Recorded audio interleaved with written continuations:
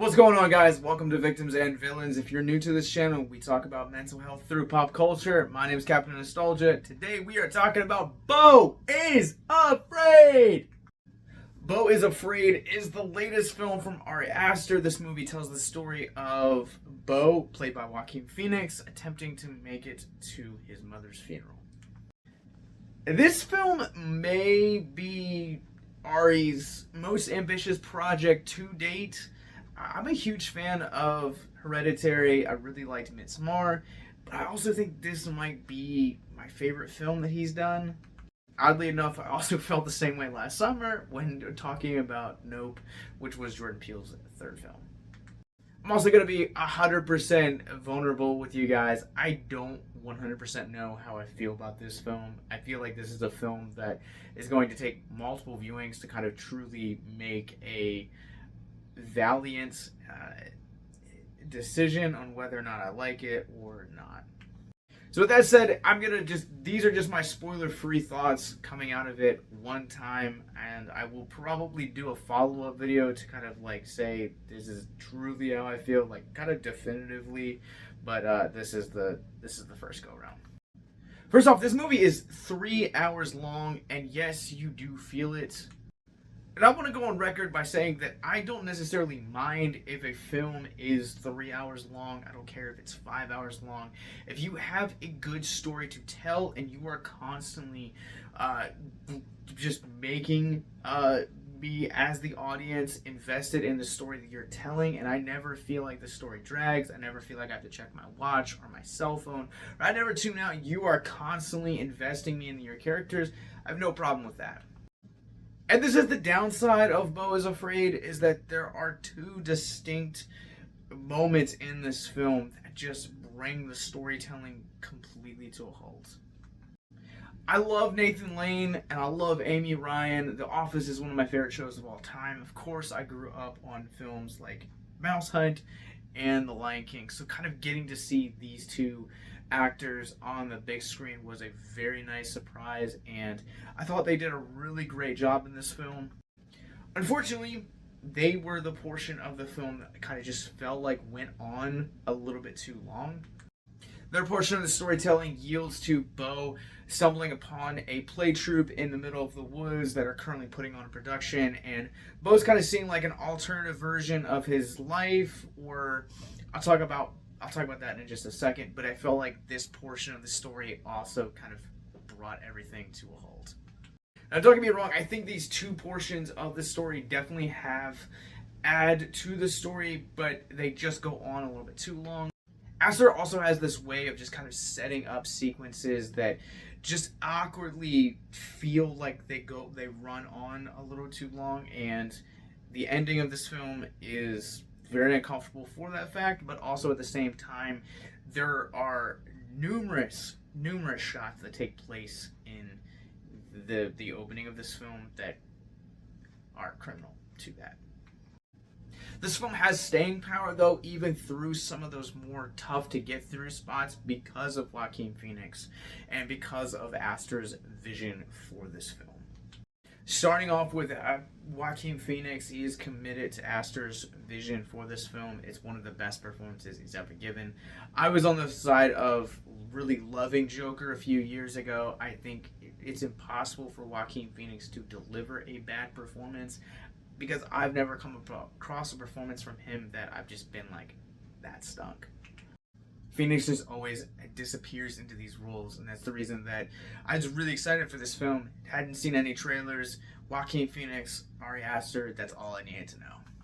And the two of them didn't really disappoint by any stretch of the imagination. On the flip side of that, you have Aster's most ambitious and arguably also most personal story to date.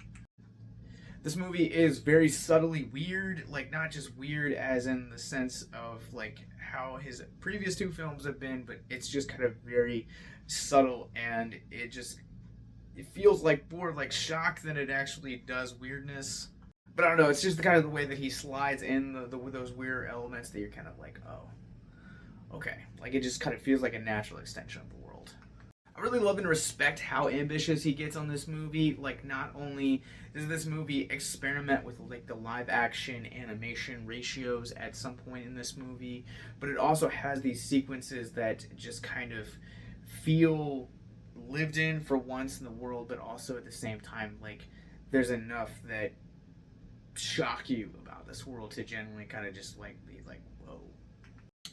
Beau is Afraid is a lot to swallow in one viewing. Like, I feel like this would basically be one of the very few movies that I would recommend watching more as like a limited miniseries than an actual like just straight through 3 hours. I absolutely love the cast that Ari Aster assembles here. I've already talked about Phoenix, Lane, and Ryan. But I mean, there's so many like surprise cameos that I don't want to ruin for the sake of just name dropping in this video. But Parker Posey's in this movie. She has a small role. She's very good. But I think the one standout of this role of this film is a younger version of Beau's mom. If you're like me and you absolutely love New Girl, then Zoe Lister-Jones is probably a name that you don't know, but if you saw her face, you would know. Because, well, she's kind of the Bob Dole of the New Girl universe. She plays Fawn Moscato, and I absolutely adore her in this movie. I don't really have a whole lot to compare her to in outside of Fawn, but here she's just so exceptional. Like, she's definitely one of the best performances of this film. Not to say that there are any bad performances in this movie, but she definitely stands out. She's caring, she's vulnerable, she's transparent, and she just really just disappears into this role. I think that the fantasy aspect of this movie really makes it feel completely different than any of Aster's previous work. Like, don't get me wrong, there are definitely elements of horror in here, but this definitely leans into the sci-fi and the drama camp a little bit more. It's also nice to see him sprinkle in comedy into this film, whereas I feel like his other two films were really heavy with their subject matter. That kind of the way that comedy pops up into this one, again, it just kind of takes you by surprise, and I really admire that. I think it really works for the kind of tone that he's setting here. It's not to say that Beau doesn't have heavy themes woven throughout it. On the contrary, the last 40 minutes of this movie are insanely heavy, but I think a lot of those things that you have the comedy, you have the fantastical elements, a lot of those help offset some of the heavier themes and moments this film presents. The pacing of this movie kind of goes back to my previous statements about the runtime of the movie. It's just those two sections of the film really kind of slow down this movie and make the pacing kind of awkward. Portions of the first act actually feel like Aster's previous short film simply titled Beau. I think it's kind of just where this story actually began for him as a creator and kind of expanded from there. If you guys haven't seen it, stick through the end of the video and I'll put it up as one of the two recommended videos to follow up after this. But let's run this through the Rorschach rating scale. Again, this is just going to be after a first time viewing. I will do a follow-up video kind of with my thoughts. Because last year I feel like I kind of talked myself into a corner with Terrifier 2, and I'm not trying to do that again. So this is, I'm going to go ahead and give Beau is Afraid a 4 out of 5. I think this movie is home to really strong storytelling. Performances across the board are fantastic. But again, it's just the pacing and the length of this movie that really holds it back from really utter perfection, and honestly could wind up being better than both Hereditary and Midsommar. But again, that's just my opinion. If you guys have seen Beau is Afraid, what did you guys think about it? Comment below and let me know. But let's talk about mental health. If you guys are new to this content, Mental Health Moment is where we take a theme of mental health out of the film which we're talking about, talk about it for a few moments in the hopes to deconstruct the stigma surrounding mental health. I really feel like this entire film feels like a 3-hour therapy session. Going back to my original point of this feeling like the most personal that Aster has done to date when it comes to movies. But the opening of the film is really what I want to kind of talk about, because the opening ties into the bonkers last act of this movie. And that is just kind of the lasting impression that trauma has. I feel like I've been talking about trauma a whole lot. We talked about it a lot at the film festival this year, and I've been talking about it through and through here. But the childhood trauma that we carry into adulthood has lasting impressions. Everyone's childhood is experienced different. Some of us grew up and had excellent childhoods, but maybe you had narcissistic parents, and that kind of carved its own kind of grief or understanding of how the world works. Some of us grew up with so parents, so home life, presented its own kind of set of problems, and then you have the people that just had straight up terrible home lives. And I can't speak for the person watching this right now which one of those three camps you fall into. Maybe it was a little bit of both, or maybe it was a little bit of all three. But what I can speak to is the lasting impressions and saga that unresolved trauma can have. So if you've gone through any of those things and have just been suppressing them for any amount of time, in the descriptions below you'll find links to our mental health resource library.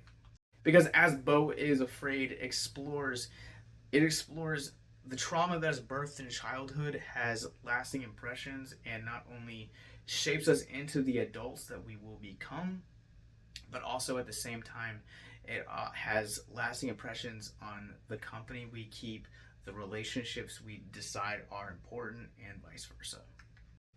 So don't let the trauma from yesterday affect your today, because sometimes it has like roots deeper than you can even know or think.